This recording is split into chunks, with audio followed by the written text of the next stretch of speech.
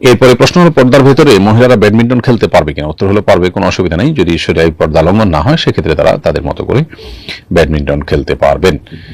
তারপরে প্রশ্ন হলো, অনেক বছর ধরে সিজদা আয়াত পড়ি কিন্তু আদায় করিনি, এখন করণীয় কি? উত্তর হলো অনুমান করে সিজদা গুলো দিয়ে দিবেন, যে কতগুলো সিজদা আপনার মিস হয়েছে বলে মনে হয় ততগুলো সিজদা আপনি আদায় করে দিবেন, ইনশাআল্লাহ আপনি দায়মুক্ত হবেন। এরপর প্রশ্ন হলো, আমাদের গ্রামে প্রতি বছর একদিল গানের আয়োজন হয়। একদিল হচ্ছে মানতের গান।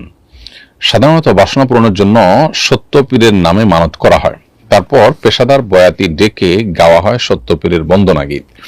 এই গানে নাকি অনেক ফজিলত। আমার বাবার যখন সন্তান ছিল না তখন এই গান গাওয়া হয়।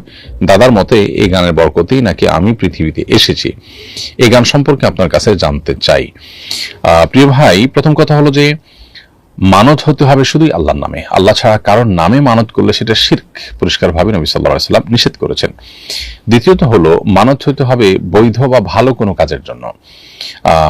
বিভিন্ন বাদ্যযন্ত্র ব্যবহার করে যে সমস্ত গান গাওয়া হয় এগুলোকে পরিষ্কারভাবে সূরা লোকমানের 6 নম্বর আয়াতের তাফসীরের আলোকে নবী করিম সাল্লাল্লাহু আলাইহি ওয়াসাল্লামের হাতে গড়া সাহাবী আব্দুল্লাহ ইবনে আব্বাস রাদিয়াল্লাহু তাআলা সহ পৃথিবীর প্রায় সব উলামায়ে কেরাম এটাকে পরিষ্কারভাবে হারাম বলেছেন। অতএব সওয়াবের নিয়তে যদি কেউ গান করে, গানের আয়োজন করে, গানের কথামালার মধ্যে যদি ভালো কিছু থাকে সেটাও শিরক হবে। যদিও এই জাতীয় বয়াতিদের গানের বেশিরভাগ ক্ষেত্রেই শিরক এবং নানান কোরআন হাদিসের সাথে অসঙ্গতিপূর্ণ কথা থাকে।